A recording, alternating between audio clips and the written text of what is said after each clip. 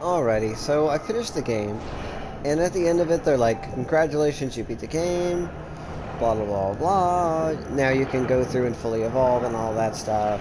Because, again, it's a short game, and I don't think they expect most people to play it the way I play games, where I play games till I don't enjoy them anymore, and it doesn't matter if I beat it or didn't. That's the way I play games. And, that's not everybody else's playstyle, and I totally understand that. I think for this one is just sort of a wrap-up thing. I'm just gonna kind of like review the game off the top of my head after having freshly played it and finished it. Um, it's a short game. They also tell you your stats. It apparently only took me just a little over 6 hours to beat this game. And I thought it took longer, but I'm not very good with time, and I felt like it was longer, but I spread it out over like at least a couple to a few months. And I did a lot of grinding that was, not like I didn't like record the grinding. I just kind of did it because I felt like, oh, well, I have to. Because again, like when I started this game, I thought I couldn't just leave the first area, and move on, which was a fault on my part. Like, I would have enjoyed the game a little bit more if I'd known that I could do that. And explored it in a way because I wasn't just running from the guys who are bastards at the first. Like all these alligators I'm just gonna munch through like it's not a fucking thing. It's a little crumpet. I'm like, where's my fucking tea? Like, it's just... I enjoyed the game. It was a good game. I thought I spent more than 6 hours on it. I thought it was more like a 10-hour game, and I'd spent probably like 15 hours on it. Like, I was so small at first, I could go under here. I can't even do it now. Memories. Memories of the sun and the moonlight. Okay, anyway. At this point, nothing here is a risk to me. I'm going back to the first area, mostly out of petty spite. It's just like, yeah, fuck you. Like, I could just monster everything here, like a horror villain. Like, I am the Jason of the Bayou. Like, the only reason you don't die is because I don't feel like spending the time to kill you. Anyway. Protein caches like this one are a convenient my and review of the tasty game way for sharks is to that increase their protein it's intake. short, obviously. It's shorter even than I realized. Because I did play it in chunks. I didn't play it all at one time. And it was only $40, and I will say that maybe $40 if you're even for me it would have been worth it, maybe, Slightly nauseating, but I don't feel like it's worth it for the average person. I think that it's worth it for like a YouTuber or somebody who's gonna stream this and like do a let's play. And this is like their job. And they want to enjoy this, but it's also part of their job because this is something that people want to see. And they want to see, like PewDiePie or Markiplier or, Jacksepticeye or whoever, do this. They want to see them do that because it's not the game themselves that they want to see. It's the person playing that game. And for them, I think it was totally worth that $40. I think for the average consumer, just playing it for themselves, $40 is probably too much. I think $30 is a solid price because it does offer you something unique that you're not going to find in a lot of other games. And it does rectify a lot of the other problems in games that are similar to this. The handling is good. The graphics, and I'm not particularly a person that cares about graphics, but look at this. Like, look at that light and the textures and the water, the way it's working together. Like, look at the variant shadows. Like, look at this all around me. Like, look at my character. You can see my upgrades. Like, all my upgrades are identifiable. They're represented on my character. And it's not as noticeable, but as you upgrade them, they do incrementally get more exaggerated. They're more noticeable. Like, It's not a huge difference, but it is there, and I have to respect that, because that's what I want in games. I want games to be like, well, you got this thing, and so you look a little cooler, and that's it. But, like, you just have the level 1, so it doesn't look too amazing. It's like, you do have, like, the basic of it, but it has room to grow. And I feel like this is just how games should be made. They should be made in a way where they respect the fact that maybe it's not meant to be some AAA, you know, landscape-changing thing. It's just fun. It's just fun. And this game was fun. I enjoyed the entire time I played it. Even when I was getting, like, fucking owned by all the gators in this area, it was still fun. I was frustrated and annoyed. But honestly, that was partially due to my own fault because I didn't explore well enough. Mostly due because the gators were scary. I was like, oh, I'm gonna die. I don't want to die. No, run away. And all that. But I could have realized sooner that I could have escaped, or I could have looked up something. I was trying to play it as blind as I could. You know, knowing that the basic premise of it is that I'm gonna play this game that is it's this type of game. I knew it was short going in, and I always take my time with games, and I might have taken a little more time with it, but I don't really think I did. It's a short game. It's a small game. But it's fun. The graphics are they're good. They're not amazing. They're good. The gameplay is really where it's at. They did a lot with how it works. It's intuitive, it's easy to play, it's fun, the combat system works and makes sense, although it is sort of stacked in a sort of sense that, like, if you don't use this, I imagine that's hard mode. Like, if you're not using this one Nightcrawler electric stun teleport thing, that's basically hard mode. What I do love is the voice acting of our buddy Jerry from Rick and Morty, which that's not his real name, but you know what I mean. Also, the depth and effort they put into all their little Easter eggs of, like, finding things.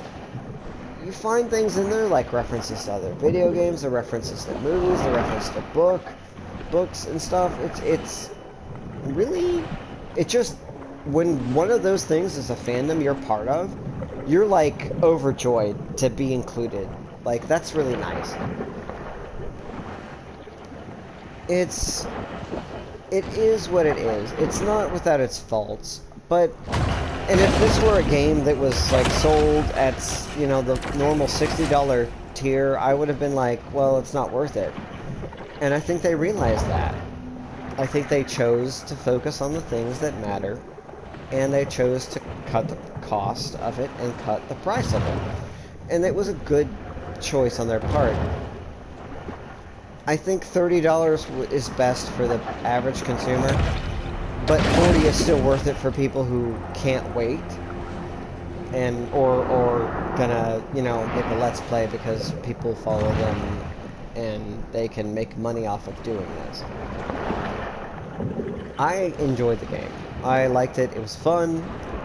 The combat was good. The balancing was good. It gave you the ability, which is not a thing that happens often, of being able to alternate your stats. Like, oh, well, I put points in this. I can change that. That is awesome.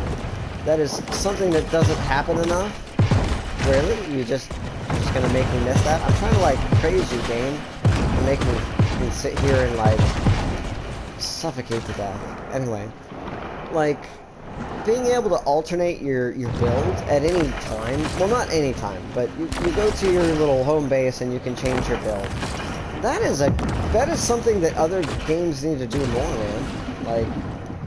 Like, you know, I understand why they don't, because they want to do replay value or whatever. They want you to do it this way or that way.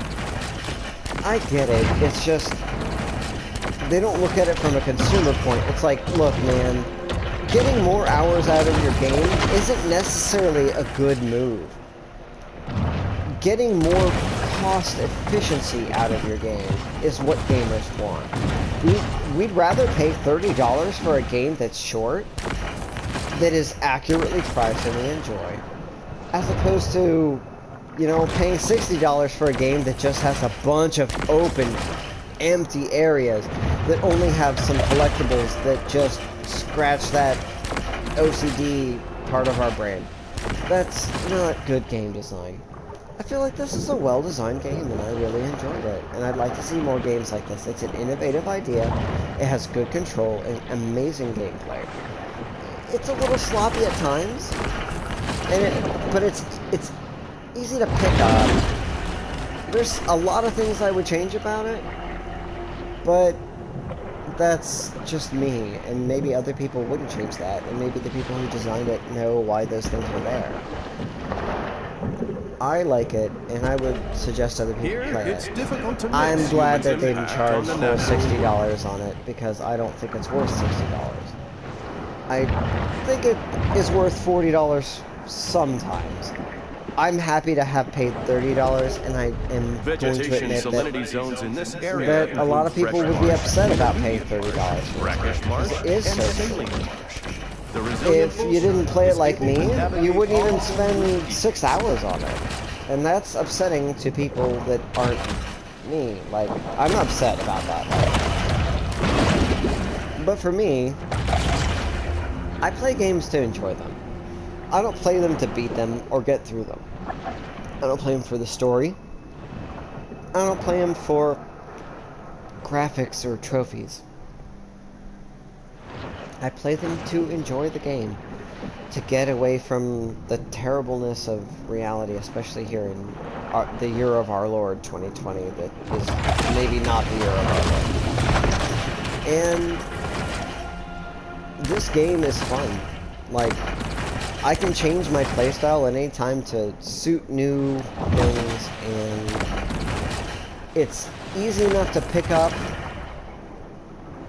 very quickly, and easy enough to walk away and come back and figure out where you're at. Like, if you leave it, I left it for like a month or more and came back to it, and it was just like, it took me like 5 minutes to be like, oh, I'm reoriented. Like, I might have actually been better. Like, the one where I was fighting the orca was, I hadn't played for like 2 months, and I was like, suddenly I'm using the tail whip more, and I was like wrecking shit. And I didn't remember that the last time I upgraded my stuff, I changed it so that I had a better, you know, tail whip. But I was using it just because I was like, I don't know what I'm doing, and I know what this does. And I was like, wow, that's way more useful than I remember. That's what it's about, I guess. No, don't shoot at me. No, I'm gonna kill you guys. Like, I wasn't gonna do that, but now I am. Like, it offers a different multiple types of enemies, and different playstyles and ways you're gonna play the game. And honestly, like, it is simplistic, but it's fun. Like, I've had people explain this as like, oh, well, it's basically like Goat Simulator, but you're a shark. Like, no, it's not that. It's way more complicated and interesting than that. Goat Simulator is but this is a full game, and it's a real thing. There's a lot of subtlety and significance to it, and to be honest, I did not expect or even really want the storyline effort that they put into it. But they did, and I appreciate it. And, like, honestly, they put some good voice actors on it. There's a story, and it makes sense. Like, I cared about, you know, what was his name, Kevin? I cared about him, man. Like, I don't want to kill him. I don't want that. I wanted things to turn out differently. I was invested in Kevin. Fuck Scaly Pete and whatnot, but, like, I'm sad that it turned out that way. They made me care about some character who's really not even that important. He's sort of a plot device, but I cared. And, I don't know, like, it's just been a fun game. And I totally got my money's worth out of it. But I'm not every player. I'm not everyone else. I'm just me. Really? No, your bullets do not travel through... Yeah. Anyway. Oh, wow, you guys just teleported here. Okay, well, that was a mistake. You instantly regret this decision. Like, why are you here? That was a super huge mistake. They're like, we know where you are. It's like, yeah, but what, did you get off and then get off of land, walk in your little flippy floppies and shit, and then, like, hop through the sewers into this place? Like, that doesn't make sense. Again, like, there's some bullshit that doesn't make sense, but, like, this guy's coming in, like, that would make sense, but a lot of them they just teleported in, like, that makes sense. Anyway, it is what it is. It's like a B movie that's so bad. Well, it was supposed to be a bad B movie, and it actually is happy. Like, you actually really enjoy it. Like, go away! I'm trying to talk. Like, I like it. I think it was worthwhile. It's not a $60 title, and it doesn't try to be. And I think if more games took this sort of premise, this sort of like, we're not trying to be a AAA game, we're not trying to be all that, we're just trying to be what we are, and we have a low budget, and we want to make our money back by being a solid product that people want. I think that the thing would be better. There's one game, it's an old school game, that I'm thinking of now. I think it was like Xbox 360, PlayStation 3, maybe. And it was called Bullet Witch. And I really liked Bullet Witch. But I knew that it was a tiny little short game, and so I didn't really want to deal with it, because I knew it was such a small game. But the game was so fun. It was like maybe, I think it was like 7 levels. And all of them were, it wasn't open world, they were very like A to B with a little bit of exploring. And Bullet Witch was a full, you know, like you paid the full price of the game. And it's an old game, but it was still a good game. And the reason that most people don't even know this game exists is because it charged full price, and that pissed off people. If it had been a game that was not full price and hadn't tried to gyp people out of their money, it would have made its money back and would have been a cult classic more so than it is. It would have been seen as something of value instead of part of what's wrong with the industry. It had good graphics, it had good gameplay. It was so linear, and it let you go back through the levels, but you couldn't use your powers that you had already, so you couldn't god mode it. It made you pay for, you know, your microtransactions for other skins and stuff. And I understand that people who like the game probably were going to pay to have her in a schoolgirl outfit or whatever. Like, I get that. It's just, I think this is the way a game should be. That they need to consider the fact that trends are changing, and we need to fit our games around the market. And I think this game does that. It might have been a little more expensive than most people are going to pay right off the bat. And it's not going to get a lot of pre-orders except for from people who want to play this sort of game. And not every game is going to be able to do this. But I think more games would sell more copies if they would choose to sell them at a lower price. If they're... Not every game is going to be Breath of the Wild. Not every is going to be Skyrim. And you have to compete against that if you're charging $60 a game. That's my rant. That's my review. I like the game. I encourage other people to play it. It's fun. It's a good game. Play it your way. It is a little bit where there's the most logical way to play the game as far as, you know, play style, but it's a good game. People would enjoy this, and I think more people should play it. Thanks for listening to my little after-the-fact review, and for watching my videos. I'm going to try to eat my tail. Don't neglect your jump button, guys. Peace.